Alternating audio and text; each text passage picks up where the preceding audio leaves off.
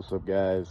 So I'm going to do a video today that I've wanted to do for a long time. I'm not going to bore you with a history lesson, but bottom line is that in antiquity it would have been very uncommon to hit a person or an animal with a bullwhip. In TV and movies they like to show it as a weapon. It's really just a glorified noisemaker. It would have been very uncommon. If you're taking an animal to a market or a slave or something, you wouldn't want to present that animal or person all beat up and messed up. So punishing with a bullwhip would have been very uncommon. There's other ways, and I'm sure that sometime at some point somebody got hit with a bullwhip, but it wouldn't have been typical. But that got me thinking though, what if I did want to hit someone with a bullwhip? You know, I've been hit many times practicing, and I know that a regular cracker can definitely leave welts and draw a little bit of blood, but I was wondering if I can make it more harmful and how I would do that. What I've done is I have made 3 pretty much identical crackers. I made them out of paracord string, and I've tied knots in them. The little knots make bumps that will definitely make it more harmful, but the variable is going to be, one of them is going to be regular, one of them is going to be covered on the knots and at the end of the cracker with like wood glue, and one of them is going to be covered on the end of the cracker and knots with wood glue and an aggregate, probably sand or salt, something that would make it more coarse, and we'll see what happens.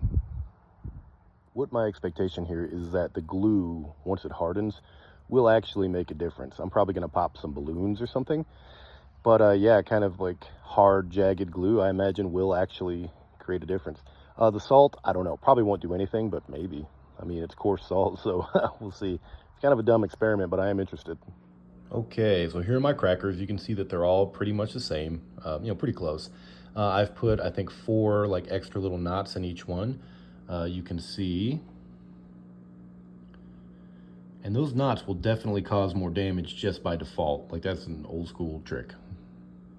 But yeah, let's go ahead and get them prepped. Okay, so I got my cracker hanging there. I'm gonna go ahead and apply the wood glue. This will be the one that's just wood glue, and I'll leave it here to dry.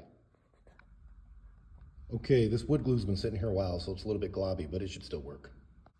Okay, I'm gonna apply this by hand because I don't really know a better way to do it. Roll it on there. Once I start using this cracker, I imagine that the glue will probably like crack on there and it'll maintain its flexibility. But let's see here. So you can see that I have added glue to the little knots. We'll see how it goes. I'm gonna go ahead and add glue to the end here as well, to each individual little strand at the end. Let's see if that does anything.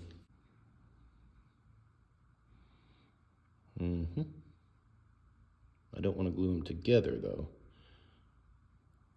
So I'm going to go ahead and separate these once I have them covered. Okay, that's kind of the best I can do without just making a giant mess. So we'll see if it separates when I crack it. See what happens. Okay, I got some sea salt here. I'm going to go ahead, I think I'm just going to sprinkle it into the glue and just try to make like a big salty puddle. Oh, I can feel it. It's like a paste now, all the salt. Okay, that was the wrong thing to do. It won't stick now. So I'm gonna start with another glob, and then I'm gonna roll it in the salt after I get the glue on the knots. Okay, I don't know if you guys can see that, but yeah, it's now covered in salt. And if I had to guess, I would say this is all just gonna blow off the moment that I crack it. But we don't know. Yeah, so we have a salt-covered, glue-covered cracker. I'm curious now.